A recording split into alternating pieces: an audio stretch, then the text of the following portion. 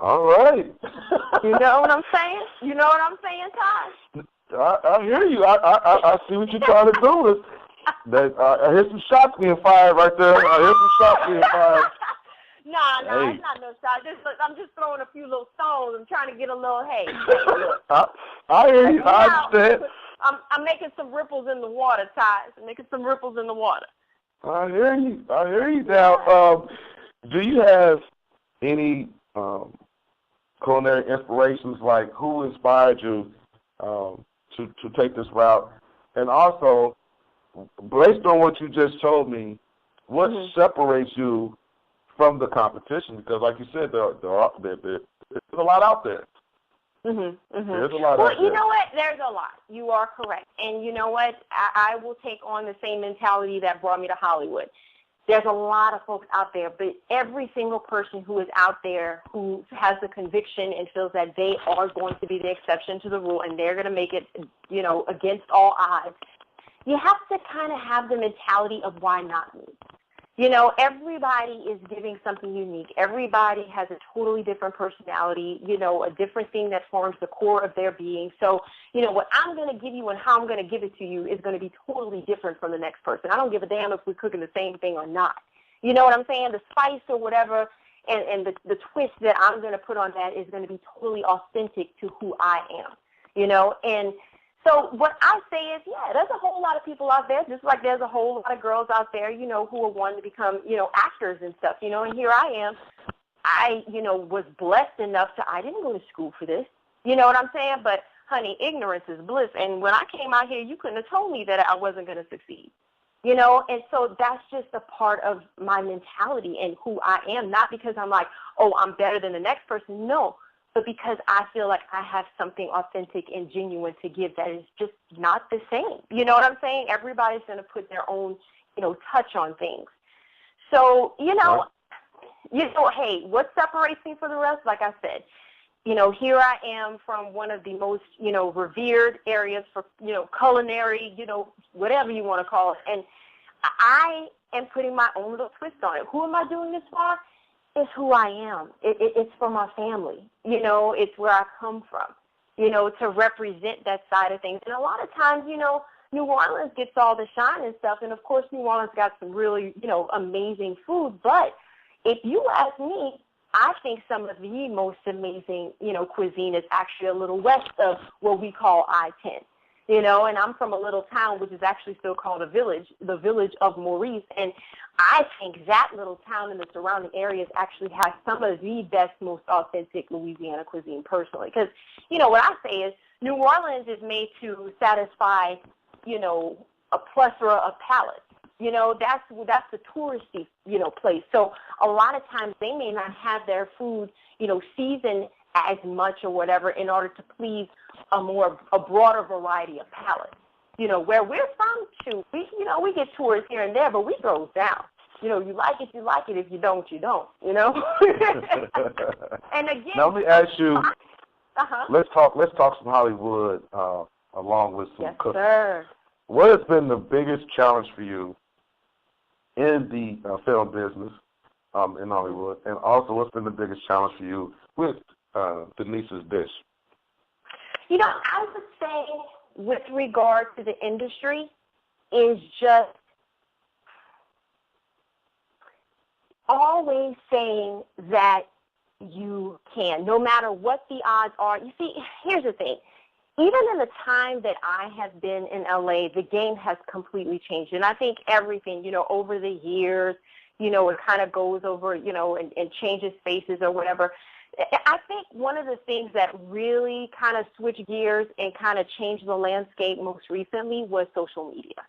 Like, I was like, I guess you would say, late to the party, you know, because I resisted it for so long because I just thought it was so invasive. You know what I'm saying? I understood, you know, that, you know, fans of your work or whatever wanted to have this, you know, amazing direct link or whatever, you know, to the people that they saw, you know, on film and television. But I just thought that some people were sharing a little too much, I guess you would say. So it kind of, you know, put me off. Like, you know, dude, like, you know, why are you posting, you know, I ain't going to talk about, like the Tory Spellings of the world, whatever. But sometimes it's just TMI, dude. It's too much information. But Right. then as time went by and I saw how other people or whatever who were more upstanding and responsible, with, the folks or whatever that, wanted to have access to them, as I saw how they navigated it, then I was like, okay, there is a way to do this in a tasteful manner. There is a way to connect with your audience and the people who, have supported you for years. Because, number one, they do deserve it. You know what I'm saying? But I think that you have to be cautious and you have to do it in a responsible manner. So, here I am or whatever. I mean, I just got a Twitter account. I can't even tell you, how recently, just trying to get some followers, man, because like I say, I'm late to the party. Like, I didn't realize what a determination it would make or whatever in my acting career, because let me put it to you this way. There are jobs that are being put out there that my manager had to, and that's one of the reasons why I got on it. If you don't have a certain amount of followers, you are not getting into even audition. Like, they don't even care what your body of work looks like. If you don't have enough followers, that proves or shows to them that nobody's interested. You don't have any pull. You are not, there's a formula that they use based on your followers to determine whether or not you have, folks that you can fill those movie seats with.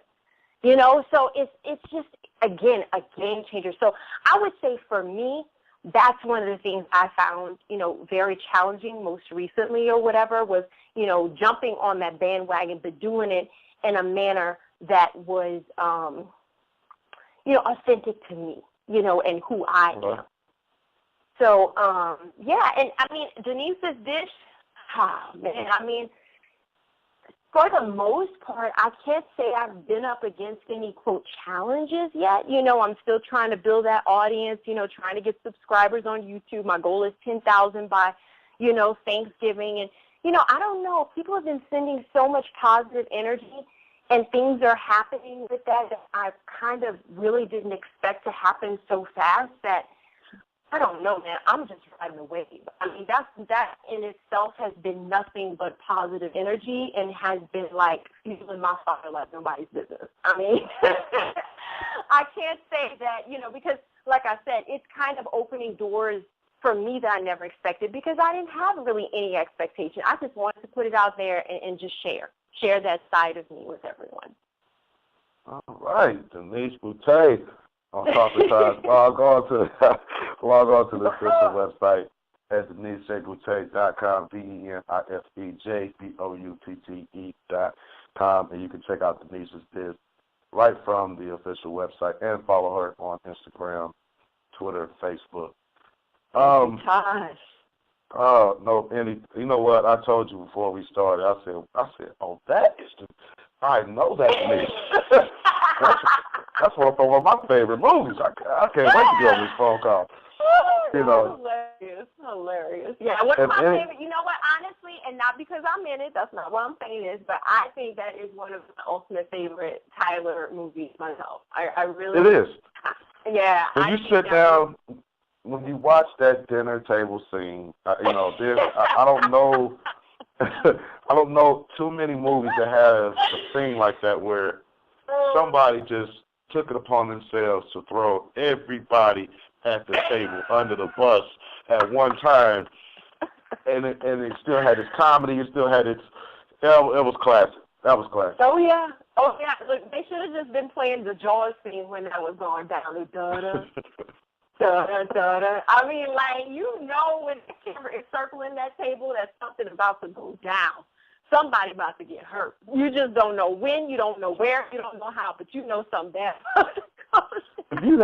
If you would have to give any inspiring actresses any word of advice, what would that be? I would say be as true to yourself, and to know yourself, because there's a lot of folks out here who either intentionally or non-intentionally can break your spirit.